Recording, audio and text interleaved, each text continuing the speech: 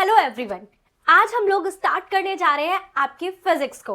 तो हम लोग फिजिक्स का वन शॉट रेडी करने जा रहे हैं जिसमें फिजिक्स के जितने भी चैप्टर्स हैं उन सब को अच्छे से कवर करेंगे बिना कोई टॉपिक को स्किप किए। अब मुझे पता है कि 10th क्लास में ज़्यादातर बच्चों को फिजिक्स के न्यूमेरिकल से प्रॉब्लम होती है, तो अभी इस चैप्टर में मैं लास्ट में न्यूमेरिकल्स कराऊंगी, बट हम लोग न्यूमेरिकल की एक नई सीरीज भी बनाएंगे जिसमें आपको हर चैप्टर के एक एक न्यूमेरिकल्स अच्छे से क्लियर हो जाएंगे। अभी स्टार्ट करने जा रहे हैं आपका चैप्टर लाइट, और इस वीडियो के अंदर हम लोग सिर्फ रिफ्लेक्शन को कवर करने वाले हैं। एंड चैप्टर आप लोगों को पता है कितना ज़्यादा इंपॉर्टेंट है।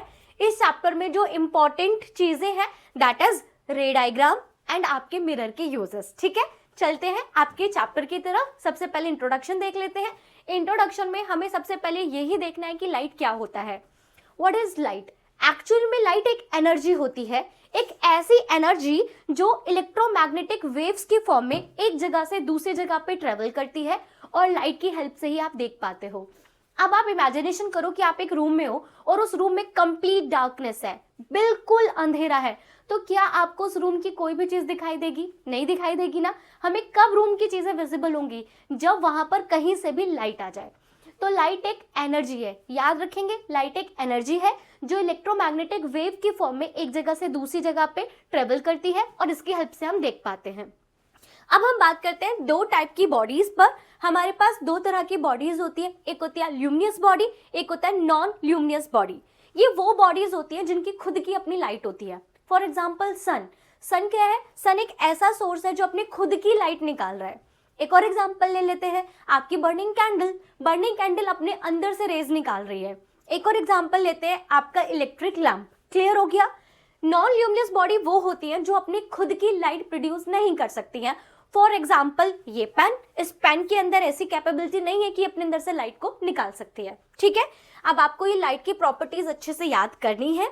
लाइट की फर्स्ट प्रॉपर्टी क्या है? आपकी जो लाइट है उसकी एयर या वैक्यूम में जो स्पीड है दैट इज 3 × 10⁸ मीटर पर सेकेंड। क्लियर हो गया?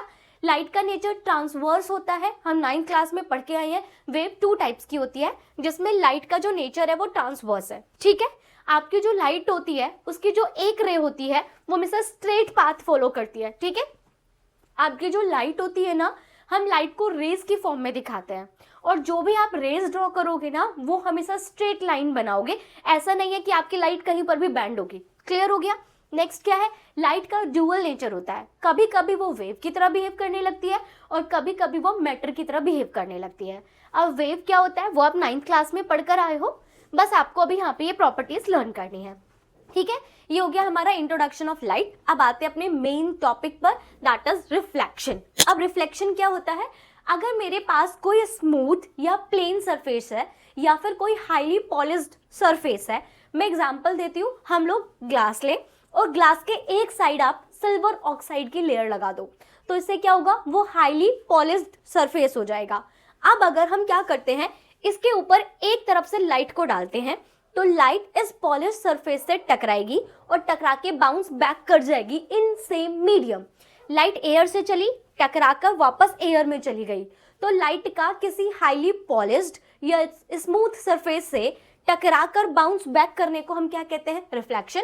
And that is the definition, the phenomena of bouncing off light in same medium. Light का रीबाउंस कर जाना सेम मीडियम के अंदर जब वो किसी पॉलिश्ड या किसी शाइनिंग सरफेस पर टकराता है, तो आप इसे रिफ्लेक्शन कहते हो। अब देखो, ये मेरे पास एक प्लेन सरफेस है जिसे हमने MOM1 से दिखाया है।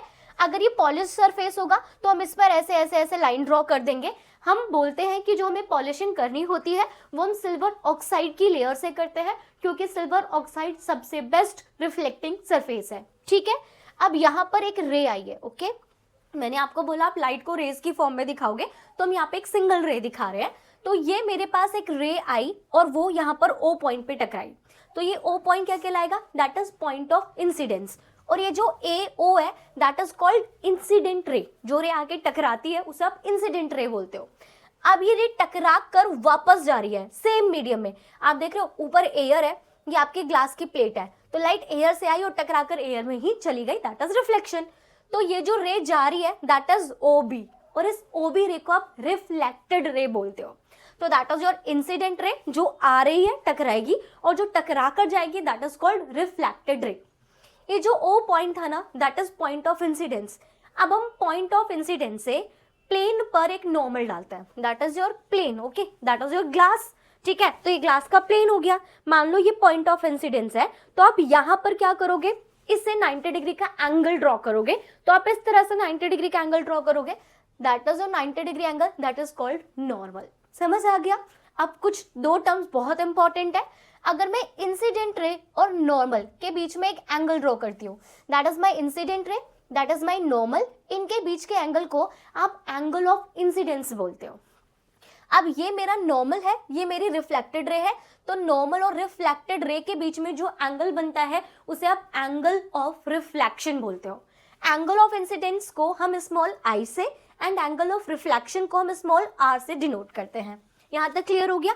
अब जो मैंने आपको बोला था सिल्वर मेटल सबसे बेस्ट रिफ्लेक्टर है, इसीलिए हम क्या करते हैं, हम ज्यादातर ग्लास के पीछे सिल्वर ऑक्साइड की लेयर बना देते हैं, फिर आप उसको मिरर बोलने लगते हो, ठीक है। अब ये जो सिल्वर की लेयर होती है ना वो भी बहुत आसानी से रिमूव हो जाती है, तो उसको भी हमें प्रोटेक्ट करना होता है।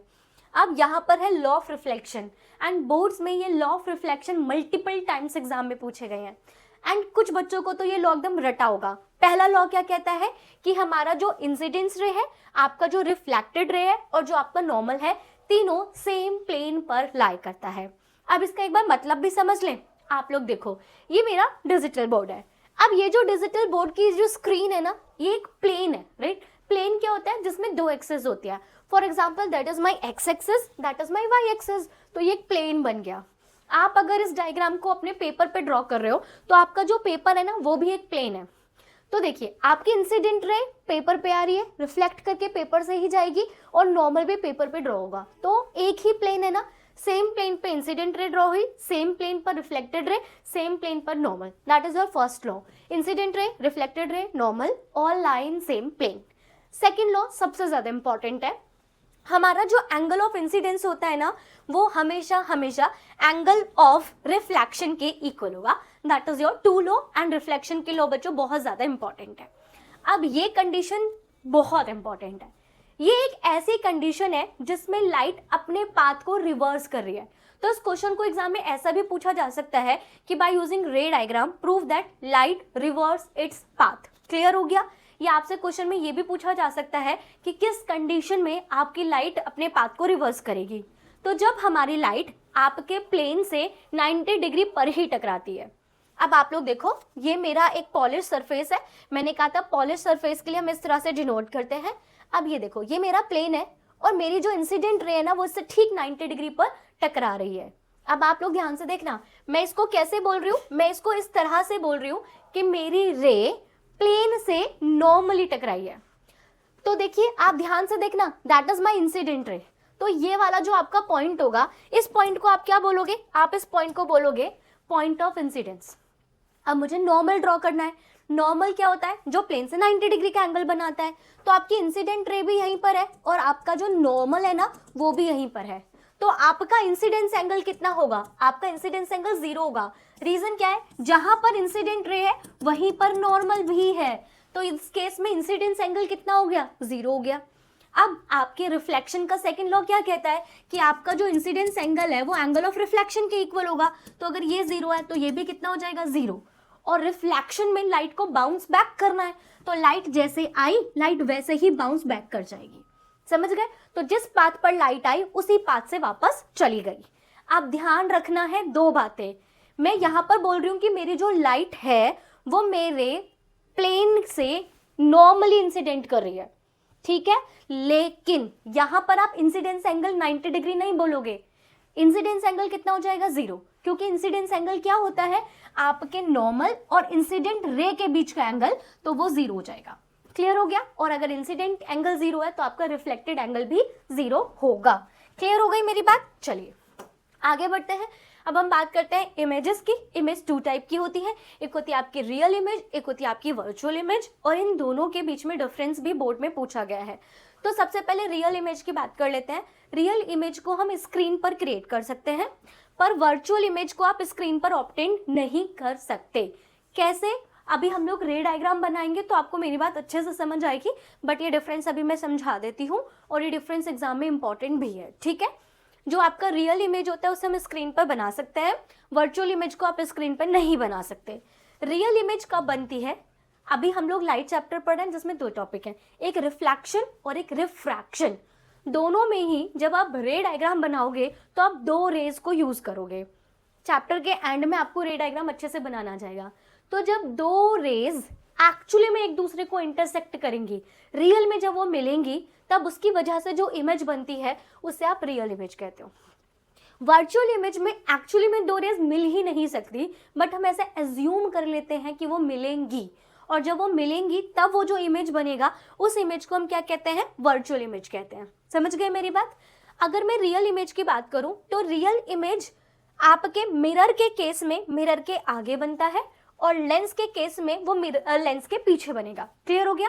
अगर हम मिरर की बात करें तो मिरर में रियल इमेज हमेशा मिरर के आगे होगा, और अगर हम लेंस की बात करते हैं तो रियल इमेज लेंस के पीछे बनेगा। अगर आप वर्चुअल इमेज की बात करते हो तो इसमें उल्टा कर देना, मिरर के केस में आपका जो वर्चुअल इमेज है वो मिरर के पीछे बनेगा, बट लेंस के केस में वर्चुअल इमेज लेंस के आगे बनेगा। ये आपको समझ आ जाएगा आफ्टर रे डायग्राम। रियल इमेज हमेशा इन्वर्टेड होते हैं, रियल इमेज कभी सीधे नहीं बनते, रियल इमेज हमेशा उल्टे बनते हैं, एंड वर्चुअल इमेज हमेशा इरेक्ट होते हैं। ठीक है, ये डिफरेंस आप लोगों को अच्छे से करना है। अब हम बात करेंगे आपका प्लेन मिरर। प्लेन मिरर क्या होता है? प्लेन मिरर होता है एकदम सीधा सीधा, जिसमें आप लोग अपने फेस देखते हो। ठीक है, बिल्कुल सीधा, जो एक आपने ग्लास का प्लेट लिया और उस ग्लास के प्लेट के पीछे आपने पॉलिश कर दी, तो वो जो दिखेगा दैट इज मिरर। ठीक है, तो हम लोगों को क्या करना है, मेरा जो मिरर है वो जो इमेज बनाएगा उसके बारे में बात करनी है। ध्यान से सुनिए मेरी बात। मिरर हमेशा रिफ्लेक्शन पे काम करता है। मिरर हमेशा किस पे काम करते हैं? रिफ्लेक्शन पे। मतलब जैसे मैं एग्जांपल देती हूँ, इधर मिरर है तो मेरे फेस से लाइट जाएगी, मिरर पे टकराएगी और बाउंस करके मेरी आईज में एंटर करेगी। समझ गए? तो लाइट जाएगी, टकराएगी, बाउंस बैक करेगी, तो मिरर हमेशा रिफ्लेक्शन पे काम करेगा। तो आपका जो प्लेन मिरर है वो जो इमेज बनाता है, हमें उस इमेज की प्रॉपर्टी के बारे में बात करना है। तो सबसे पहले आपका जो प्लेन मिरर होता है वो कभी भी रियल इमेज नहीं बनाता। हमारा प्लेन मिरर वर्चुअल इमेज बनाता है, और अभी मैंने बोला था कि वर्चुअल इमेज हमेशा इरेक्ट होता है। समझ गए? सेकेंड पॉइंट, आपका जो प्लेन मिरर होता है उसकी इमेज का साइज ऑब्जेक्ट के साइज के इक्वल होता है। आप लोग देखो, हम जितने होते हैं ना, हमें मिरर में उतना ही साइज दिखाई देता है। ठीक है, तो ऐसा नहीं है कि साइज बढ़ जाएगा या साइज छोटा हो जाएगा। जितने ऑब्जेक्ट का साइज है, प्लेन मिरर इमेज के साइज को भी उतना ही रखता है। नेक्स्ट पॉइंट, हम अपने मिरर से जितने डिस्टेंस पर है, हमारी इमेज भी मिरर के अंदर उतने ही डिस्टेंस पे दिखाई देगी। तो इमेज का डिस्टेंस एंड ऑब्जेक्ट का डिस्टेंस फ्रॉम मिरर सेम होता है, साइज भी सेम होता है, इमेज वर्चुअल एंड इरेक्ट बनती है। नेक्स्ट सबसे इंपॉर्टेंट पॉइंट, आपका जो मिरर होता है वो इमेज को लिटरली इन्वर्टेड कर देता है। What you mean about literal inverted? अब ध्यान से देखो, अगर आप लोग मिरर में जाना और अपने राइट हैंड को ऊपर उठाना, जब आप लोग अपने राइट हैंड को ऊपर उठाओगे तो मिरर आपके लेफ्ट हैंड को दिखाएगा, और जब आप अपने लेफ्ट हैंड को ऊपर उठाओगे तो आपका जो मिरर है वो आपके राइट हैंड को ऊपर दिखाएगा। इसका क्या मतलब है? मिरर के अंदर हमारा राइट साइड लेफ्ट में चला जाता है और हमारा लेफ्ट साइड राइट में चला जाता है। That is called literal inverted. समझ आ गई मेरी बात? तो ये लेटरल इन्वर्टेड की डेफिनेशन भी यही है कि आपका जब ऑब्जेक्ट प्लेन मिरर के आगे रखा जाता है तो उसका जो राइट साइड होता है वो लेफ्ट साइड अपीयर होने लगता है, और जो लेफ्ट साइड होता है वो राइट साइड अपीयर होने लगता है। तो इसको हम क्या कहते हैं? Lateral inversion. और आपका मिरर लेटरल इन्वर्टेड इमेज को बनाता है। अब यहाँ पर एक इंपॉर्टेंट पॉइंट है कि जो एम्बुलेंस होते हैं उन पर जो एम्बुलेंस होता है वो लेटरली इन्वर्टेड राइट किया जाता है। क्यों? अब इसका एक रीजन होता है कि अगर हम लोग कार चला रहे हैं, ट्रैफिक है, तो हम लोग मिरर में पीछे से आने वाले एम्बुलेंस को देखेंगे। तो जब हम मिरर देखें और उस पर अभी एम्बुलेंस लिखा है तो वो लेटरली इन्वर्टेड इमेज दिखेगा। अब अगर हमने पहले से ही एम्बुलेंस पर लेटरली इन्वर्टेड लिखा है तो मिरर उसे सीधा करके दिखाएगा। तो जो कार चला रहा है उसे बिल्कुल साफ मिरर में दिखाई देगा कि वो एम्बुलेंस राइट किया हुआ है, तो हम जल्दी से रास्ता छोड़ देंगे।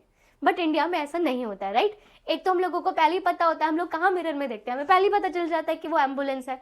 बट इंडिया में पता है क्या होता है, लोग एम्बुलेंस के लिए रास्ता नहीं छोड़ते हैं और कोशिश करते हैं कि हम एम्बुलेंस के पीछे ही कार लगा लें ताकि हम एम्बुलेंस के साथ साथ निकल जाए, राइट। चलिए, तो ये तो बात हो गई कि आपके एम्बुलेंस उल्टा क्यों लिखा होता है, इसको आप अच्छे से देख लेना। Next, types of reflection. हमारे पास 2 टाइप के रिफ्लेक्शन होते हैं, एक होता है रेगुलर रिफ्लेक्शन और एक होता है डिफ्यूज रिफ्लेक्शन। मैं आपको समझाती हूँ व्हाट इज रेगुलर रिफ्लेक्शन। अगर मेरा जो सरफेस है वो हाईली स्मूथ सरफेस है, एकदम प्लेन सरफेस है, तो इस पर क्या होगा, अगर पैरेलल रेज इंसिडेंट करती हैं तो रिफ्लेक्शन के बाद वो रेज पैरेलल ही जाएंगी। तो इंसिडेंट रे भी पैरेलल है एंड रिफ्लेक्टेड रेज भी आपकी पैरेलल है, तब आप इसे रेगुलर रिफ्लेक्शन कहते हो। But what is diffuse reflection? Diffuse reflection rough होता है। देख रहे हैं आप कैसा सरफेस है, रफ। अगर आप इस पे इंसिडेंट रे डालते हो ना तो आफ्टर रिफ्लेक्शन ये पैरेलल नहीं रहती है, ये इधर उधर चली जाती है। समझ आ गया? अब ध्यान से सुनो, आप जिस रूम में बैठे हो उस रूम में आपको सारी चीजें हर कॉर्नर से दिखाई दे रही हैं, क्योंकि आपके रूम की जितनी भी चीजें हैं वो सब रफ सरफेस हैं। तो जब उन पर पैरेलल रेज आके टकराती हैं तो वो आफ्टर रिफ्लेक्शन हर डायरेक्शन में बिखर जाती हैं, इसीलिए आपको हर कॉर्नर पे से सारा सामान दिखाई दे रहा होता है, ठीक है। लेकिन अगर आप एकदम प्लेन मिरर ले लो, जैसे मॉल्स में जाते हैं ना, तो कभी कभी हमें ये दिखाई नहीं देता कि सामने एक प्लेन मिरर है और कभी कभी हम टकरा जाते हैं, क्योंकि वो एकदम स्मूथ सरफेस है। उस पर जब पैरेलल रेज टकराती हैं तो वो रेज एक ही डायरेक्शन में जाती हैं। अगर उस डायरेक्शन में हम खड़े हैं तो वो रेज हमें दिख जाएगा, नहीं तो हमें मिरर दिखाई नहीं देगा। क्लियर हो गया? तो रेगुलर रिफ्लेक्शन में पैरेलल रेज पैरेलल ही होती हैं, ये हमेशा स्मूथ सरफेस पर होता है। डिफ्यूज में पैरेलल रेज आफ्टर रिफ्लेक्शन चारों डायरेक्शन में बिखर जाती है एंड ये हमेशा रफ सरफेस पर होता है। समझ आ गया? एक बात याद रखिएगा कि दोनों ही केस में लॉ ऑफ रिफ्लेक्शन फॉलो होते हैं। अब बात करेंगे रिफ्लेक्शन फ्रॉम स्फेरिकल मिरर। अभी तक आपने जो बात की है वो प्लेन मिरर की है, अब बात करना है what is spherical mirror. But इससे पहले मैं आप लोगों को एक बात बता दूं, लॉ ऑफ रिफ्लेक्शन हर जगह एप्लीकेबल है, चाहे वो प्लेन मिरर हो या फिर वो स्फेरिकल मिरर हो, लॉ ऑफ रिफ्लेक्शन हर जगह वर्क करेगा। अब ध्यान से सुनो, a spherical mirror is that mirror whose reflecting surface is the part of hollow sphere of glass. आप लोग क्या करो, एक होलो स्फीयर लो ग्लास का, तो मैं यहाँ पर ड्रॉ करती हूँ, ये देखो ये एक होलो स्फीयर है ग्लास का और आपने इसको यहाँ से कट कर दिया, ठीक है। आपने इस स्फीयर को इतना कट कर दिया और इसके एक साइड में आपने पॉलिश कर दी, तो अब आप लोगों की रेस इधर से आएगी और क्योंकि पॉलिश सरफेस है तो लाइट इधर से टकराकर बाउंस बैक कर जाएगी। तो अब रिफ्लेक्शन कहाँ पर हो रहा है, एक कर्व्ड पार्ट पर हो रहा है। अभी तक रिफ्लेक्शन एक स्ट्रेट पार्ट पर हो रहा था, अब रिफ्लेक्शन कैसे पार्ट पर हो रहा है, कर्व्ड पर। और वो जो कर्व पार्ट है वो स्फेरिकल, एक स्फेरिकल बॉल से लिया गया है, that's why these are called spherical mirror. अब ध्यान से देखो, एक ये भी होलो स्फीयर है, एक ये भी होलो स्फीयर है, इसमें मैंने इसे यहाँ से कट किया, आप देख रहे हो यहाँ से कट किया और रिफ्लेक्शन इधर किया है। यहाँ पर मैंने इसको यहाँ से कट किया है और रिफ्लेक्शन बैक साइड किया है, तो मुझे क्या दिख रहा है आप ध्यान से देखना जरा जी। देखिए एक बार ये है और यहाँ पर आप लोगों ने पॉलिशिंग कर दी, ओके। एक ये वाला पार्ट है और आपने यहाँ पर पॉलिशिंग कर दिया। अब रिफ्लेक्शन इस साइड होगा, यहाँ पर भी जब लाइट इधर टकराएगी तो रिफ्लेक्शन इस हिस्से से होगा। तो आप देखो ये वाला जो पार्ट है ना वो अंदर की तरफ दबा हुआ है, क्या है, अंदर की तरफ दबा हुआ है। और यहाँ पर जो रिफ्लेक्टिंग सरफेस है ना वो बाहर की तरफ उभरा हुआ पार्ट है। तो ये 2 टाइप के स्फेरिकल मिरर है। ये वाला आपका जो मिरर है इसको हम कहते हैं कॉनकेव मिरर। आप यहाँ पर देखो ये केव है, केव मतलब क्या होती है, गुफा जो अंदर की तरफ जाती है, तो ये अंदर की तरफ दबा हुआ है, that is your concave mirror. इसमें जो पार्ट है ना वो बाहर की तरफ उभरा हुआ है, बाहर की तरफ मतलब एग्जिट। तो इस मिरर को आप कहते हो convex, x, x for exit, बाहर की तरफ। समझ आ गया? तो हमारे पास 2 टाइप्स के मिरर होते हैं, एक कॉनकेव मिरर, कॉनकेव मिरर में जो रिफ्लेक्टिंग पार्ट होता है, सॉरी जो रिफ्लेक्टिंग सरफेस होता है वो बल्ज क्या होता है, इन, अंदर की तरफ, ये बल्ज आउट है। क्लियर हो गया? अब हम यहाँ पर मिरर की कुछ इंपॉर्टेंट डेफिनेशंस को रीड करने वाले हैं। देखिए ये आपका स्फेरिकल होलो स्फीयर था जिससे मैंने अपने कौन से मिरर को बनाया है, कॉनकेव मिरर को, क्योंकि अंदर की तरफ दबा हुआ है। ये वो होलो स्फीयर है जिससे मैंने कॉन्वेक्स मिरर को बनाया है क्योंकि बाहर की तरफ निकला हुआ है। अब ध्यान से देखना, सबसे पहले मैं बात कर रही हूँ पोल की। अब ये आपका मिरर है, right, that is your concave mirror. तो ये जो कॉनकेव मिरर है इसका जो ठीक मिड वाला पॉइंट है इसको आप पोल कहते हो। सिमिलरली ये आपका कॉन्वेक्स मिरर है और इसका जो ठीक मिड वाला पॉइंट है इसको हम पोल कहते हैं। तो the middle point of reflecting surface of spherical mirror, spherical mirror का जो रिफ्लेक्टिंग सरफेस है उसका जो ठीक मिड पॉइंट होता है that is called pole, and pole को आप कैपिटल P से डिनोट करोगे। ये जो मैं इंपॉर्टेंट डेफिनेशंस आपको समझा रही हूँ ना, ये डेफिनेशन बहुत ज़्यादा इंपॉर्टेंट है। बोर्ड्स में इन सब की डेफिनेशंस पूछी गई है, तो जब भी एग्जाम में डेफिनेशन पूछे तो आप डेफिनेशन के साथ साथ ये डायग्राम ड्रॉ करके उन्हें इंडिकेट भी कर देना। ओके, डायग्राम भी ड्रॉ कर देना। अगर आप लोग डायग्राम करेक्ट ड्रॉ करोगे तो हो सकता है कि एग्जामिनर आपकी डेफिनेशन को रीड ही ना करे, सिर्फ डायग्राम देख के मार्क्स दे दे, हो सकता है। ठीक है, चलिए नेक्स्ट डेफिनेशन हमें जो पढ़नी है that is centre of curvature. अब आपका जो होलो स्फीयर था जिससे आपने मिरर को बनाया, उस स्फीयर के जो सेंटर है, उस स्फीयर के सेंटर को ही आप सेंटर ऑफ कर्वेचर कहते हो। ठीक है, तो the centre of curvature is the centre of hollow sphere of glass of which mirror is part. Clear हो गया? सेंटर ऑफ कर्वेचर को हम कैपिटल C से दिखाते हैं। अगर आप कॉनकेव मिरर की बात करते हो तो इसका सेंटर ऑफ कर्वेचर कहां पर आ रहा है, कहां पर आ रहा है, लेफ्ट साइड में आ रहा है। और अगर आप कॉन्वेक्स मिरर की बात करो तो कॉन्वेक्स मिरर के केस में सेंटर ऑफ कर्वेचर आपके मिरर के राइट साइड में आ रहा है। क्लियर हो गया? अब आपके सेंटर ऑफ कर्वेचर एंड पोल के बीच का जो डिस्टेंस होता है ना, that is called radius of curvature, that is called radius of curvature. Radius of curvature को आप कैपिटल R से इंडिकेट करोगे। अब इसकी डेफिनेशन क्या है? The radius of curvature of spherical mirror is the radius of hollow sphere of glass of which the mirror is part. आपके hollow sphere की जो रेडियस होगी, कौन सा होलो स्फीयर? जिसका मिरर कभी पार्ट था, उसी रेडियस को आप रेडियस ऑफ कर्वेचर कहते हो। Mathematically it is the distance between the C and P and represented by capital R। Next definition की तरफ चलते हैं, दैट इज प्रिंसिपल एक्सिस। अब आप लोग C और P को एक स्ट्रेट लाइन से मिला दो और इस लाइन को थोड़ा सा लंबा कर दो, तो इस लाइन को आप कहते हो प्रिंसिपल एक्सिस। सिमिलरली सेंटर और पोल को मिला दिया, अब सेंटर और पोल को मिलाते हुए एक स्ट्रेट लाइन लंबी से बना दी, that is called principal axis. अब प्रिंसिपल एक्सिस की डेफिनेशन क्या होगी? डेफिनेशन सारी इंपॉर्टेंट है, डेफिनेशन सारी याद कर लेना with their diagrams. The straight line passing through the centre of curvature and pole, वो स्ट्रेट लाइन जो आपके पोल एंड सेंटर से पास होती है स्फेरिकल मिरर में, उसको आप प्रिंसिपल एक्सिस कहते हो। समझ आ गया? नेक्स्ट है अपर्चर। What is aperture? आप लोग देखिए, चलिए मैं आप लोगों को जल्दी से डायग्राम ड्रॉ करके दिखाती हूँ आप कैसे डायग्राम ड्रॉ करोगे। ये कौन सा मिरर है? अंदर की तरफ दबा हुआ है, that is your concave mirror. अब ये आपका क्या कहलाएगा? पोल। ये आपका क्या कहलाएगा? Centre of curvature. ये स्ट्रेट लाइन आपकी कहलाएगी प्रिंसिपल एक्सिस। अगर आप बात करते हो कॉन्वेक्स मिरर की, that is your convex mirror, that is your pole, ठीक mid part, that is your centre of curvature, और ये जो स्ट्रेट लाइन है that is your principal axis. अब आप लोग देखो, यहाँ से रिफ्लेक्शन होगा ना, ये वो पार्ट है जहां पर लाइट आएगी और टकरा के बाउंस बैक करेगी, तो रिफ्लेक्शन इस वाले पार्ट पर हो रहा है, रिफ्लेक्शन इस वाले पार्ट पर हो रहा है, that is your aperture. Clear हो गया? अगर मैं इसे नाम दूं तो MPM dash, MPM dash, that is called aperture. तो क्या है अपर्चर की definition? That portion of mirror from which the reflection of light actual take place. आपके मिरर का वो पार्ट जहां पर आपकी जो लाइट है वो एक्चुअली रिफ्लेक्ट करेगी, उसको आप क्या कहते हो? अपर्चर। क्लियर हो गया? Next definition, most important definition, that is principal focus and focal length. अब आप लोग डायग्राम देखो, सबसे पहले कौन सा मिरर है? Concave mirror, that is your concave mirror. ये लाइन शो कर रही है कि आपने पॉलिश किया हुआ है, सेंटर पे आपका पोल है, यहाँ आपका सेंटर ऑफ कर्वेचर है, एंड सेंटर ऑफ कर्वेचर और पोल को मिलाते हुए एक स्ट्रेट लाइन बना दी, that is your principal axis. अब ध्यान से देखो, हम लोगों ने क्या किया?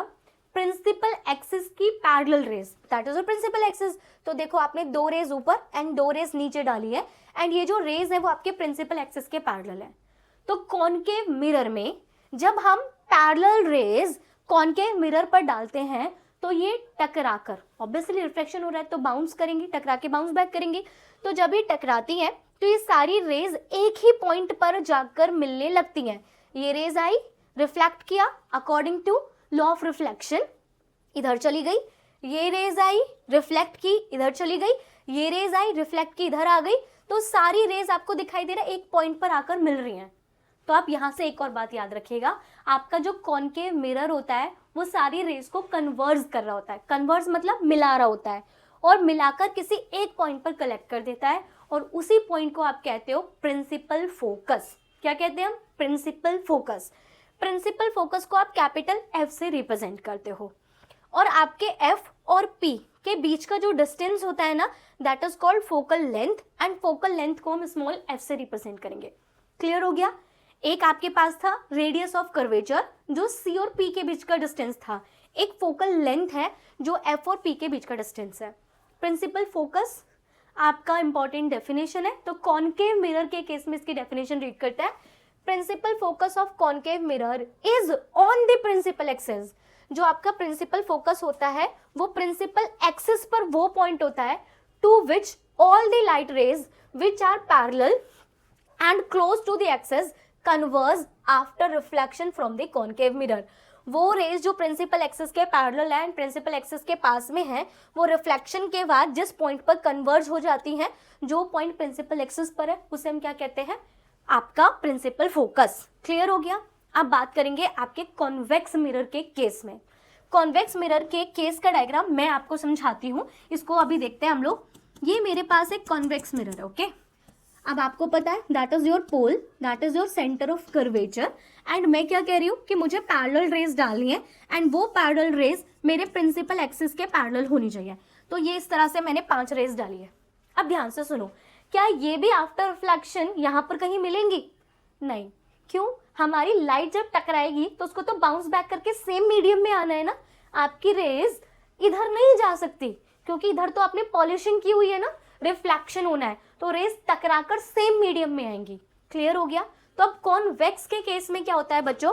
कॉन्वेक्स के केस में आपकी जो रेज होती है ना, ऐसे जाती हैं, और वो क्या करती है, इस तरह से डाइवर्ट हो जाती हैं। ये देखो, ये रे गई, डाइवर्ट हो गई, ये रे गई, ये 90 डिग्री पे टकरा रही है ना, सॉरी यहाँ पर इंसिडेंस एंगल 0 है, ये आपके सरफेस से नॉर्मली टकरा रही है। तो नॉर्मल की कंडीशन तो आपने पढ़ी थी ना, जब लाइट सरफेस से 90 डिग्री पर टकराती है तो अपने पाथ को रिट्रेस करती है। तो लाइट गई एंड टकरा के वापस आ गई, ये लाइट रे गई इस तरह से, इस तरह से। तो आप एक्चुअली में देखो, आपके जो रेज है ना वो ऐसे हो रही हैं। आप लोग समझे हो क्या कि ये रेज डाइवर्ट हो रही है? तो आपका जो कौन सा मिरर है, कॉन्वेक्स मिरर है, वो आपका डाइवर्स करने का काम करता है। समझे मेरी बात? हमारा कॉन्वेक्स मिरर रेज को डाइवर्स करता है, इसलिए आप इसे डाइवर्जिंग मिरर भी बोलेंगे। और आपका जो कॉनकेव मिरर था वो रेज को कन्वर्स कर रहा था, इसलिए हम अपने कॉनकेव मिरर को कन्वर्जिंग मिरर भी बोलते हैं। तो न्यूमेरिकल्स में ऐसे नहीं बोला जाते कभी कभी कि ये कॉनकेव मिरर, ये कॉन्वेक्स, वहाँ पे लिखा था converging mirror and diverging mirror. तो ये पॉइंट आप ध्यान रखिएगा। अब जरा ध्यान से सुनो, ये रेज तो दूर चली गई ना, तो एक्चुअली में तो ये रेज कभी मिल ही नहीं सकती। बट अब हमने की इमेजिनेशन, तो मैंने इमेजिनेशन के लिए इन रेज को पीछे कर दिया, पीछे कर दिया। तो जब हमने इन रेज को पीछे किया ना, तो ये सारी रेज किसी एक पॉइंट पर मीट कर रही थी। तो क्या सच में मीट कर रही थी? आपको अपीयर हो रही थी।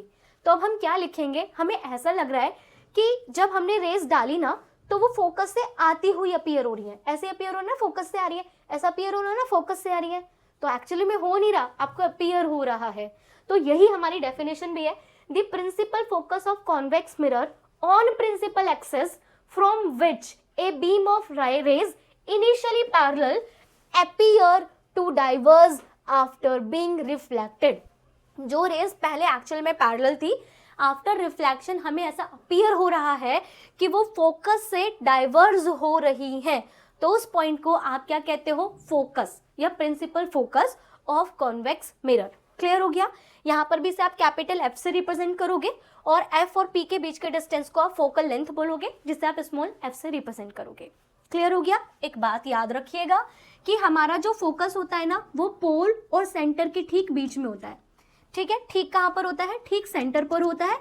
तो अगर मैं इसके रे डायग्राम को कंप्लीट करूंगी, तो मैं इसके रे डायग्राम को इस तरह से कंप्लीट करूंगी। आपको भी रे डायग्राम एकदम अच्छे से प्रिपेयर कर लेना है। जो हम इमेजिनेशन करते हैं ना, उसे हम डॉटेड लाइन से दिखाते हैं। तो आप लोग ध्यान से देखो कि ये मेरा कौन सा मिरर है, ये मेरा कॉन्वेक्स मिरर है और इसका जो प्रिंसिपल फोकस है वो मिरर के राइट साइड आ रहा है और कॉनकेव का प्रिंसिपल फोकस मिरर के लेफ्ट साइड आ रहा है। ये बात याद रखने वाली है, रे डायग्राम्स में, न्यूमेरिकल्स में ये चीज बहुत इंपॉर्टेंट है। चलिए अभी मैंने आप लोगों को एक चीज बताई, एक बार जरा आप ध्यान से देखिएगा। That is what, that is my concave mirror and that is what, that is my convex mirror.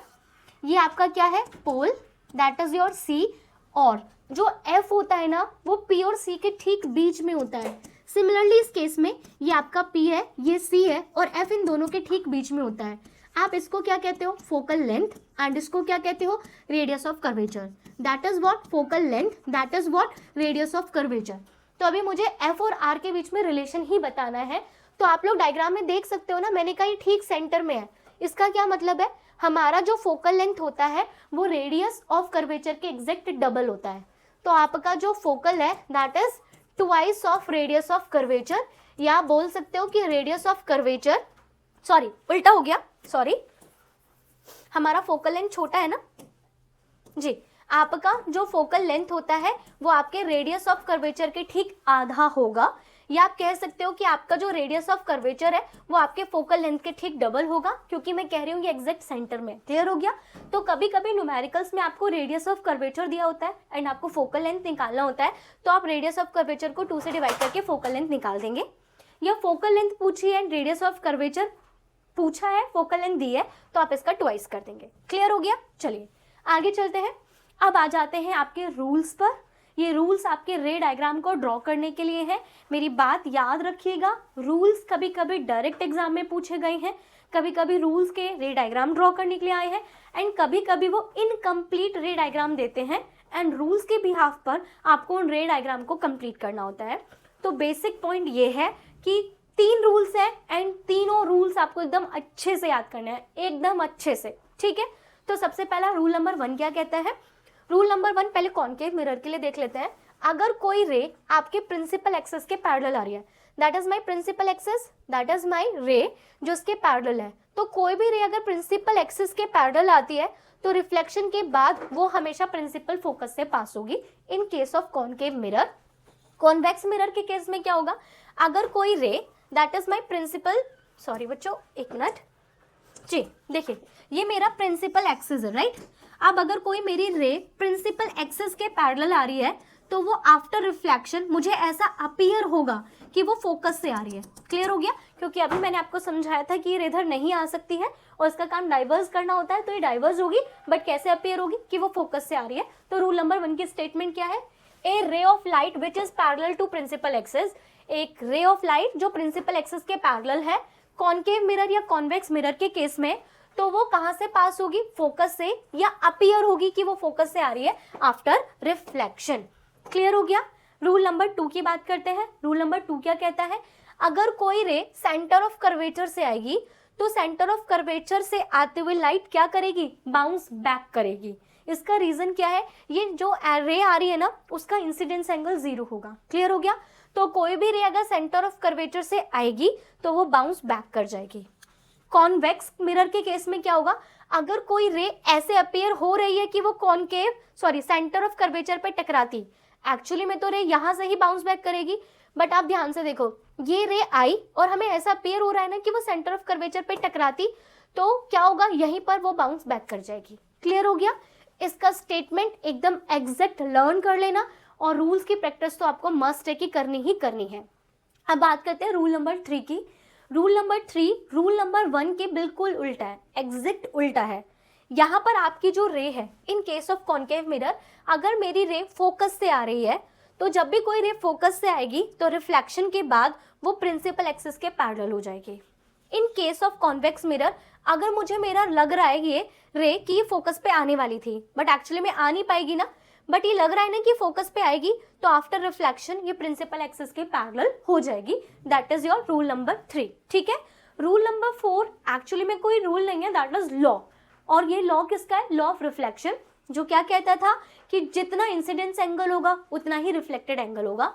तो रूल नंबर 4 क्या कहता है, मेरी जो रे है, ये देखिए ये मेरी इंसिडेंट रे है, यहाँ पर जितना एंगल होगा ना ये उतने ही एंगल से रिफ्लेक्ट करेगी। सिमिलर इस केस में हमारी जो रे आ रही है वो जितने एंगल से आ रही है ठीक उतने ही एंगल से रिफ्लेक्ट बैक कर जाएगी। तो ये आपके 4 लॉ हुए, जिसमें से मेन 3 ही लॉ है। पहला लॉ क्या कहता है कि अगर मेरी कोई रे प्रिंसिपल एक्सिस के पैरेलल है तो आफ्टर रिफ्लेक्शन या तो फोकस से पास होगी या फोकस से अपीयर होगी डाइवर्स करते हुए। सेकेंड लॉ क्या कहता है, अगर कोई रे सेंटर ऑफ कर्वेचर से आ रही है या अपीयर हो रही है तो वो बाउंस बैक करेगी सेम पाथ पे, मतलब रिट्रेस करेगी। थर्ड लॉ क्या कहता है, अगर कोई रे फोकस से आ रही है तो आफ्टर रिफ्लेक्शन पैरेलल हो जाएगी, या फोकस पे आते हुए अपीयर हो रही है तो वो पैरेलल हो जाएगी। एंड रूल नंबर 4 तो आपका लॉ है। अब हमें इमेज बनानी है, ठीक है। आपको इमेज की प्रैक्टिस मस्ट है करना, बहुत बहुत बहुत ज़्यादा है। एंड बिलीव मी, ये जो इमेज फॉर्मेशन है ये बहुत इंपॉर्टेंट है और बहुत इजी भी है। तो हमें कॉनकेव मिरर के केस में 6 इमेजेस क्रिएट करनी है एंड कॉन्वेक्स मिरर के केस में सिर्फ 2 ही रे डायग्राम है। तो अच्छे से एक बार करते हैं। सबसे पहला केस क्या है, जब आपका ऑब्जेक्ट कहाँ पे रखा हुआ है, इनफाइनाइट डिस्टेंस पर है। तो मेरा ऑब्जेक्ट बहुत दूर है ना, बहुत दूर है। तो जब कोई ऑब्जेक्ट बहुत दूर होता है ना तो ऑब्जेक्ट से जो रेज आती हैं वो हमेशा पैरेलल हो जाती हैं। हमेशा क्या हो जाती है, पैरेलल। अब आप लोग जरा प्रिंसिपल फोकस की डेफिनेशन याद करो। जब पैरेलल रेज आएंगी तो आफ्टर रिफ्लेक्शन वो या तो फोकस पर क्या होंगी, कन्वर्ज होंगी, या फोकस से डाइवर्स्ड होंगी। तो ये तो हमने पहले ही कर लिया है, राइट। जो डायग्राम आप लोगों ने प्रिंसिपल फोकस समझाने के लिए किया था वही रे डायग्राम यहाँ पर भी है। तो देखिए ये मेरा कॉनकेव मिरर है, ये ऑब्जेक्ट है जो इन्फिनिटी पे रखा है। तो इससे मैंने कैसी रेज भेजी है, 2 रेज भेजी हैं। बच्चों एक्चुअली में तो ऑब्जेक्ट से मिलियंस ऑफ रेज चलती हैं, बट मिलियंस रेज बना के तो डायग्राम इतना कॉम्प्लिकेट हो जाएगा कि आपको समझ ही नहीं आएगा। तो आपको समझाने के लिए हमारी एनसीईआरटी बुक में किसी भी ऑब्जेक्ट से सिर्फ 2 ही रेज निकाली गई हैं, जो ऑब्जेक्ट के हेड से निकालेंगे, ठीक है। तो अभी यहाँ पर हमारे पास 2 रेज निकल रही हैं, एक ये वाली रे निकल रही है और एक ये वाली रे निकल रही है। ये दोनों रेज प्रिंसिपल एक्सिस के पैरेलल है क्योंकि ऑब्जेक्ट बहुत दूर है। तो मैंने बताया था ना, रूल नंबर 1 याद करो, जो रेज पैरेलल होंगी वो रिफ्लेक्ट करके फोकस से पास होंगी, जो रेज पैरेलल होंगी वो रिफ्लेक्ट करके फोकस से पास होंगी। तो ये रेज यहाँ पर मिल गई ना, और ये रेज एक्चुअली में मिली हैं। तो जब रेज एक्चुअली में मिलती हैं तो जो इमेज बनती है वो इमेज रियल होती है। समझ गए मेरी बात। तो यहाँ पर कॉनकेव मिरर ने जो इमेज क्रिएट की है वो रियल की है, एंड रियल इमेज हमेशा इन्वर्टेड होती है। और देख रहे हो एक पॉइंट मिल रहा है, तो यहाँ पर आपका जो इमेज है ना वो बहुत छोटा बन रहा है, इतना छोटा कि वो एक पॉइंट साइज ऑब्जेक्ट है। तो इमेज कहाँ पर मिल रही है, इमेज मुझे मिल रही है फोकस पर। हाईली डिमिनिश्ड है, आप कह सकते हो पॉइंट साइज है, रियल और इन्वर्टेड है। समझ आ गई, किसी को कोई दिक्कत है? इस वाली चीज को आप कहाँ पर यूज करते हो? हम लोग इसे यूज करते हैं डिश एंटीना में। हमारा जो डिश एंटीना होता है आप लोगों ने देखा है वो कॉनकेव शेप में होता है। अब आपके जो सिग्नल्स आने वाले हैं वो बहुत दूर से आने वाले हैं, तो कैसे आएंगे, पैरेलल आएंगे। और रिफ्लेक्ट करने के बाद वो कहाँ पर मीट करेंगे, फोकस पर मीट करेंगे। इसका एक और एग्जांपल ले लेते हैं, सोलर फर्नेस। ठीक है, सोलर फर्नेस भी कॉनकेव शेप में होता है। हमारे जो सन रेज है वो बहुत दूर से आ रही है, तो कैसे रेज आ रही है, पैरेलल रेज आ रही है।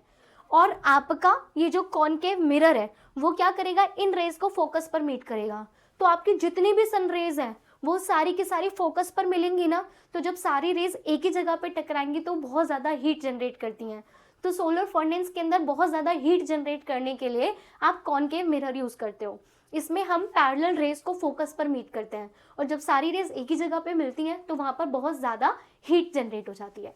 क्लियर हो गया? चलिए अब सेकेंड इमेज फॉर्मेशन देखते हैं। सेकेंड इमेज फॉर्मेशन में हम अपने ऑब्जेक्ट को बियॉन्ड सी रखेंगे। आप लोग देखो, पहले ऑब्जेक्ट कहाँ पे था, इनफाइनाइट पर, फिर उसके बाद हम ऑब्जेक्ट को पास में लेकर आ रहे हैं, तो इन्फिनिटी से ये बियॉन्ड सी पर पहुंच गया। नेक्स्ट केस में हम ऑब्जेक्ट को सी पे रखेंगे, उसके बाद सी और एफ के बीच में, उसके बाद एफ पे, देन एफ और पी के बीच में। तो बेसिकली हम अपने ऑब्जेक्ट को इन्फिनिटी से धीरे धीरे करके पोल की तरफ लेकर आ रहे हैं। अब हमने ऑब्जेक्ट रखा, ऑब्जेक्ट ए भी है। जैसा मैंने कहा था कि ऑब्जेक्ट से हम हमेशा 2 रेज निकालते हैं और रेज हम लोग हेड से निकालेंगे। तो ए हेड है और यहाँ से आपको 2 रेज निकालनी है। ये 2 रेज आप rule number 1, rule number 2, rule number 3 किसी भी रूल से निकाल सकते हो।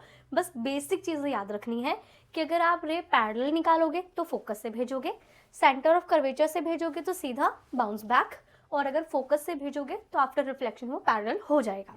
तो यहाँ पर हम rule number 1 and rule number 2 use कर रहे हैं। हमने पहला जो रे है वो पैरेलल भेजा, parallel raise after reflection focus से पास होगा, एंड दूसरा जो है वो आपके सेंटर ऑफ कर्वेचर से पास कर रहे हैं, क्योंकि सेंटर ऑफ कर्वेचर से पास कर रहे हैं तो बाउंस बैक हो गया। ये दोनों रेज कहाँ पर मीट कर रही हैं? इस पॉइंट पर मीट कर रही हैं, राइट।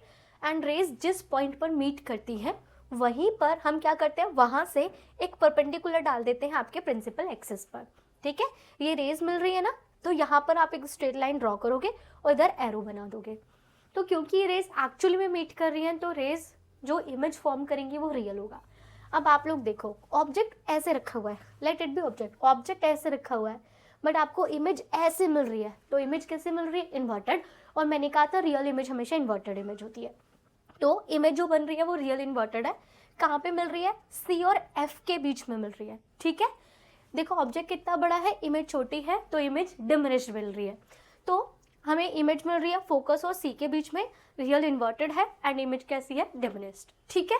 आगे बढ़े, एक और बात याद रखना। देखिए पहले ऑब्जेक्ट इन्फिनिटी पे था तो इमेज एफ पे था। अब ऑब्जेक्ट को पास लेकर आए तो पहले इमेज यहाँ पे था, अब इमेज शिफ्ट हो गया। तो जैसे जैसे आप ऑब्जेक्ट को पास लाओगे ना, इमेज दूर होती जाएगी। याद रहेगी ना ये बात? चलिए नेक्स्ट केस नंबर 3। अब केस नंबर 3 में हम ऑब्जेक्ट को कहाँ पे रख रहे हैं? सी पे रख रहे हैं। तो देखिए ये आपका ऑब्जेक्ट है ए बी। पहले कैसी रेस पास करी? पैरेलल। पैरेलल रे कहाँ से पास हो गई? फोकस से। दूसरी रे हमने फोकस से पास की, रूल नंबर 3 के अकॉर्डिंग फोकस से पास की, एंड फोकस से जो रे होती है आफ्टर रिफ्लेक्शन क्या हो जाती है? पैरेलल। तो ये दोनों रेज इस पॉइंट पे मिल रहे हैं, तो आपने यहाँ से परपेंडिकुलर ड्रॉ किया। तो ये आपका ऑब्जेक्ट था और उल्टा आपका इमेज मिल रहा है, बट रेज एक्चुअल में मिल रही है ना, तो again image real and inverted है। ये एक बहुत बहुत बहुत इंपॉर्टेंट केस है, ओके। कौन सा वाला केस? जब आपका ऑब्जेक्ट सी पर है। तो ध्यान से सुनिए, जब ऑब्जेक्ट सी पर है तो इमेज भी सी पर मिली, बट रियल एंड इन्वर्टेड थी, उल्टी थी। एक और इम्पॉर्टेंट पॉइंट, यहाँ ऑब्जेक्ट का, दैट इज योर ऑब्जेक्ट, यहाँ ऑब्जेक्ट का पोल से जितना डिस्टेंस है ना, इमेज का भी पोल से उतना ही डिस्टेंस है। ये एग्जाम में बहुत तरीके से क्वेश्चंस पूछे जाते हैं, जो मैं PYQs कराऊंगी तो आपको ये बातें समझ आ जाएंगी। बट ये केस अपने आप में बहुत स्पेशल केस है। यहाँ पर ऑब्जेक्ट का जितना डिस्टेंस है मिरर से, ठीक इमेज का भी डिस्टेंस सेम है, साथ में साइज भी सेम है। ये एक लौता केस है जहाँ पर आपका object distance, image distance same है एंड साइज भी सेम है, ठीक है। तो इमेज आपकी एट दी सी बन रही है, रियल इन्वर्टेड है एंड सेम साइज है। नेक्स्ट अब हम क्या करेंगे, अब आपका जो ऑब्जेक्ट है वो सी और एफ के बीच में आ गया। आप ऑब्जर्व कर रहे हो, ऑब्जेक्ट पास में आ रहा है, इमेज दूर होती जा रही है। और अभी तक जितने भी केस हैं उनमें इमेज रियल एंड इन्वर्टेड है। अभी ऑब्जेक्ट आपने सी और एफ के बीच में रख दिया, तो पहली रे आप पैरेलल भेजेंगे, पैरेलल रे फोकस से जाएगी, दूसरी रे फोकस से भेजी है, फोकस से जो रे आती है वो आफ्टर रिफ्लेक्शन पैरेलल हो जाती है, और ये यहाँ पर मीट कर रहा है बियॉन्ड सी। अब आप लोग देखो, ये पहला केस आया है जिसमें इमेज मैग्नीफाइड हो गई है, ऑब्जेक्ट छोटा इमेज बड़ा, बट रियल एंड इन्वर्टेड है एंड बियॉन्ड सी है। तो ये पहला केस है जिसमें इमेज मैग्नीफाइड हो गई है, तो ये इसकी प्रॉपर्टी है बियॉन्ड सी, रियल इन्वर्टेड और मैग्नीफाइड इमेज है। अब आपका जो ऑब्जेक्ट है वो कहाँ पर आ जाएगा? फोकस पर आ जाएगा। तो ये रहा मेरा ऑब्जेक्ट, पैरेलल रे भेजी, पैरेलल रे फोकस से जाएगी। यहाँ पर रूल नंबर 2 यूज किया गया है। हमने जो रे है ना वो इस तरह से भेजी थी कि वो सी से पास हो, इस तरह से, तो आफ्टर रिफ्लेक्शन बाउंस बैक कर गया। आप लोग देखो ये दोनों रेस तो पैरेलल है ना, पैरेलल रेस है। अब पैरेलल रेस हम मानते हैं कि बहुत दूर जाके मिलेंगी, तो मिलेंगी ना, तो मिलेंगी तो फिर इमेज रियल एंड इन्वर्टेड है, बट इमेज बहुत बड़ी बनेगी तो हम कहेंगे हाईली मैग्नीफाइड। कहाँ पर मिलेगी? इनफाइनाइट पर, रियल इन्वर्टेड, हाईली मैग्नीफाइड। और इस केस को आप यूज करते हो सर्च लाइट में, या आपके टॉर्च लाइट में, या फिर आपके व्हीकल्स की हेडलाइट में। इस केस में हम क्या करते हैं, देखिए टॉर्च जो होती है ना, टॉर्च का जो रिफ्लेक्टिंग सरफेस होता है वो इस तरह से कॉनकेव शेप में होता है, और आपका जो बल्ब होता है ना वो फोकस पे रखा जाता है। तो बल्ब फोकस पर है, जब बल्ब से रेज निकलेंगी तो आफ्टर रिफ्लेक्शन वो पैरेलल हो जाएंगी। पैरेलल रेज बहुत दूर तक जाती है ना, तो टॉर्च लाइट, सर्च लाइट और आपके हेडलाइट से जो रेज निकलेंगी वो पैरेलल रेज निकलेंगी, तो वो दूर तक जाएंगी, तो दूर तक रोशनी करेंगी। क्लियर हो गया? चलिए लास्ट केस कर लेते हैं। जब हमारा ऑब्जेक्ट एफ और पी के बीच में है, तो दैट इज योर ऑब्जेक्ट। पहली रे गई पैरेलल, पैरेलल रे फोकस से जाती है, दूसरी रे सेंटर ऑफ कर्वेचर से, तो बाउंस बैक कर गया। तो रियल में तो ये आप देख रहे हैं रेस क्या हो रही है, डाइवर्स्ड हो रही हैं, तो ये रेस कभी नहीं मिलेंगी, रियल में तो नहीं मिलेंगी। अब हम क्या करेंगे, डॉट डॉट डॉट करके पीछे लेकर आएंगे, तो ये यहाँ पर हमने इमेजिनेशन की है। That is your virtual image. जहाँ रेज सच में मिले, रियल इमेज, जहाँ आप इमेजिनेशन करते हो, that is your virtual image. तो आपने डॉट डॉट करके इमेजिनेशन किया, यहाँ पर मीट किया, that is your A dash, perpendicular draw किया, ए डैश बी डैश। तो अब ये वाला जो हमारा इमेज है वो वर्चुअल एंड इरेक्ट है, मैग्नीफाइड है, और ये पहला है जो मिरर के पीछे है। यही मैंने आपको कहा था कि मिरर के केस में रियल इमेज मिरर के आगे बनेंगे एंड वर्चुअल इमेज आपके मिरर के पीछे बनेंगे। क्लियर हो गया? अब ध्यान से सुनो, ये सारे केस कंप्लीट हो गए। हमारे कॉनकेव मिरर ने सिर्फ रियल इमेज बनाई थी, बस एक केस को छोड़कर, दैट इज दिस, जब आपका ऑब्जेक्ट फोकस और पोल के बीच में होगा, सिर्फ उस केस में कॉनकेव मिरर वर्चुअल इमेज बनाएगा। तो अगर एग्जाम में पूछा जाए कि कौन सा मिरर रियल इमेज बना रहा है, तो वो कॉनकेव होगा, क्योंकि कॉन्वेक्स सिर्फ वर्चुअल इमेज बनाता है। ओके, कॉन्वेक्स सिर्फ वर्चुअल इमेज बनाता है। तो अगर एग्जाम में पूछा जाए रियल इमेज कौन सा मिरर क्रिएट करेगा, that is only concave mirror. But अगर बोले वर्चुअल इमेज, तो वर्चुअल में कुछ भी हो सकता है। कॉन्वेक्स तो बनाता ही वर्चुअल है एंड कॉनकेव ने भी एक केस में वर्चुअल इमेज बनाई है। ठीक है, अब ये टेबल यहाँ पर सेट होनी चाहिए, बिल्कुल। अगर आपको एग्जाम में टाइम बचाना है तो ये टेबल यहाँ सेट कर लो। एंड ये टेबल बहुत ईजी है, मैं आपको समझाती हूँ। यहाँ पर हम अपने ऑब्जेक्ट की पोजिशन, इमेज की पोजीशन, साइज की बात करेंगे, नेचर की बात करेंगे। ठीक है, अब आप लोगों को याद होना चाहिए हमने ऑब्जेक्ट कहाँ रखा था, पहले इन्फिनिटी पे, फिर पास में लेकर आए थे तो बियॉन्ड सी, फिर और पास में लाए तो एट दी सी, फिर और पास लाए तो सी और एफ के बीच में, फिर और पास लाए तो फोकस पे, एंड फिर और पास लाए थे तो हमने फोकस और पोल के बीच में रखा था। अगर आप लोगों को ये भी लर्न ना हो पाए तो आप लोग इस तरह से डायग्राम ड्रॉ कर लेना। देखिए, ये आपका पी है, ये आपका एफ है, ये आपका सी है। तो सबसे पहले इन्फिनिटी, फिर पास में ले आओ बियॉन्ड सी, फिर सी और एफ के बीच में, फिर एफ पर, फिर एफ और पी के बीच में। अब इसके बाद ये लर्न नहीं करना है, बिल्कुल नहीं करना है, उल्टा काम करना है। क्या करना है, आप ध्यान से देखो जरा। इस केस को तो हम लोग अभी होल्ड करेंगे, सॉरी इस केस को तो अभी हम लोग होल्ड करेंगे, बाकी का देखो। ये एट एफ है, उठा के इधर लिख दो, बिटवीन सी एंड एफ है, इधर लिख दो, at the C, beyond C, at infinite. समझ गए आप लोग? बस रिवर्स करना है, इस क्वेश्चन, इस वाले पोर्शन को छोड़ दो एंड रिवर्स, उल्टा, at F, between C and F, at C, beyond C, at infinite. Clear हो गया? इस केस को याद कर लेना। जब पी और एफ के बीच में है तो बस एक लौता केस था जो वर्चुअल इमेज बना रहा था, और वर्चुअल इमेज हमेशा मिरर के पीछे होता है, तो इस तरह से याद कर सकते हो। तो आप देखो, ऑब्जेक्ट पास आ रहा है, इमेज दूर जा रही है। क्लियर हो गया? अब सारे केस में रियल एंड इन्वर्टेड बनाना है, बस इस केस को छोड़कर। अब ये कैसे होगा, जब ऑब्जेक्ट बहुत दूर है तो highly point size, highly diminished image, थोड़ा पास आएगा तो थोड़ा सा बड़ा होगा, तो हाईली डिमिनिश्ड से डिमिनिश्ड होगा। फिर और पास आया तो थोड़ा और बड़ा हो गया, तो सेम साइज बन गया। सेम साइज का स्पेशल केस है, याद रखेंगे, जब ऑब्जेक्ट सी पर है, इमेज भी सी पर है, सेम साइज है। फिर ऑब्जेक्ट और पास आ रहा है तो इमेज और बड़ी हुई, तो सेम साइज से बड़ी हुई तो इनलार्ज्ड हो गया, फिर हाईली इनलार्ज्ड हो गया, और वर्चुअल केस का याद रखना है, वो इनलार्ज्ड इमेज बनाएगा। क्लियर हो गया? समझ आ गया? चलिए अब यूजेस ऑफ कॉनकेव मिरर कर लेते हैं। कॉनकेव मिरर को हम एज अ शेविंग मिरर या फिर मेकअप मिरर भी यूज करते हैं। इस केस में आप लोग क्या करते हो, हम अपने फेस को इस तरह से रखते हैं कि आपका जो मिरर है वो मैग्नीफाइड इमेज बनाए। आप देखो, मैग्नीफाइड इमेज इन दोनों केस में बन रही है ना, इस वाले केस में और इस वाले केस में। तो हम क्या करते हैं, मेकअप मिरर, शेविंग मिरर या फिर डेंटिस्ट, तीनों केस में हम क्या करते हैं, ऑब्जेक्ट को, ऑब्जेक्ट क्या होगा, आपका फेस होगा, शेविंग करते हुए, मेकअप करते हुए, या डेंटिस्ट के केस में टीथ होगा। तो वो क्या करते हैं, ऑब्जेक्ट को एफ पर या सी और एफ पर रखता है। अब एफ पर तो पैरेलल इमेज रेज हो रही थी, तो बिटवीन सी एंड एफ रखते हैं। ठीक है, तो उससे आपको इनलार्ज इमेज दिखाई देगी, मतलब आपको अपना फेस बड़ा दिखाई देगा, तो आप क्लियरली मेकअप कर सकते हैं, शेविंग कर सकते हैं। डेंटिस्ट भी कॉनकेव मिरर यूज करते हैं ताकि वो टीथ की बड़ी इमेज को देख सके एंड ठीक से फिर वर्क कर सके। टॉर्च एंड सर्च लाइट का मैंने आपको बता दिया था, सोलर फर्नेस का मैंने आपको बता दिया, और याद रखेंगे रिफ्लेक्टिंग टाइप टेलीस्कोप बनाने में भी हम कॉनकेव मिरर का यूज करते हैं। कॉनकेव मिरर के रे डायग्राम्स कंप्लीट हो गए। अब चलते हैं कॉन्वेक्स केस पे। कॉन्वेक्स मिरर सिर्फ 2 ही रे डायग्राम बनाएगा, दोनों केस में वर्चुअल एंड इरेक्ट इमेज बनेगी। तो पहला है जब आपका ऑब्जेक्ट इनफाइनाइट पर हो, तो जैसा कि मैंने कहा था कि इनफाइनाइट से पैरेलल रेज आएंगी। पैरेलल रेज कॉन्वेक्स के केस में डाइवर्ज होंगी एंड वो अपीयर होंगी कि वो फोकस से आ रही है। तो ये तो प्रिंसिपल फोकस की डेफिनेशन वाला रे डायग्राम हो गया। ऑब्जेक्ट कैसा बन रहा है, highly diminished point size, virtual है क्योंकि रियल में नहीं बन रहा है, एंड एट एफ बन रहा है, तो एफ पे बन रहा है, वर्चुअल इरेक्ट है एंड पॉइंट साइज है। नेक्स्ट कहीं भी मतलब ये आपका मिरर है, मिरर के इधर कहीं भी डाल दो, कहीं पर भी अपना ऑब्जेक्ट को आप रख दो। तो जब आप ऑब्जेक्ट रखेंगे तो पहली रे कैसे भेजेंगे, पैरेलल रे। पैरेलल रे आफ्टर रिफ्लेक्शन चली जाएगी ऐसे कि वो फोकस से आ रही है। दूसरी रे हमने डाली सेंटर ऑफ कर्वेचर पे, ऐसे अपीयर हो रही है एंड बाउंस बैक कर जाएगी। तो ये दोनों यहाँ पर मीट कर रहे हैं, तो हमारी जो रेज मीट कर रही है यहाँ पर, तो ये आपने परपेंडिकुलर डाला, that is your A dash B dash. But actually में तो रेस चली गई थी ना, ये तो हमारी इमेजिनेशन है। तो यहाँ पर भी वर्चुअल एंड इरेक्ट इमेज बन रही है एंड डिमिनिश्ड इमेज बन रही है एंड बिहाइंड द मिरर बन रही है। तो कॉन्वेक्स डिमिनिश्ड इमेज बनाएगा, ठीक है, वर्चुअल एंड इरेक्ट।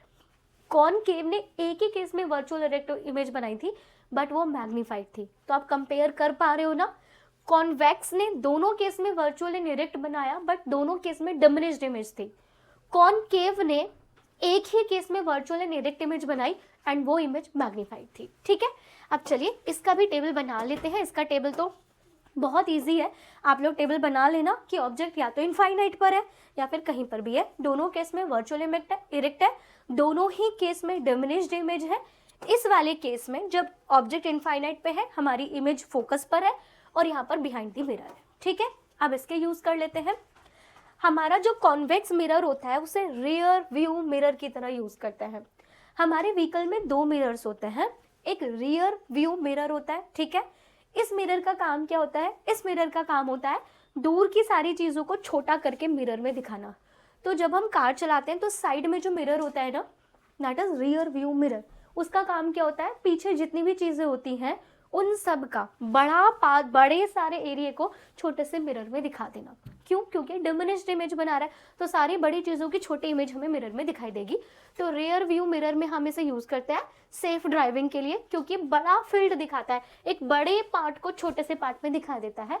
आप लोगों ने मॉल्स में भी देखा होगा, कार पार्किंग पे जगह जगह पे कॉन्वेक्स मिरर को लगाते हैं।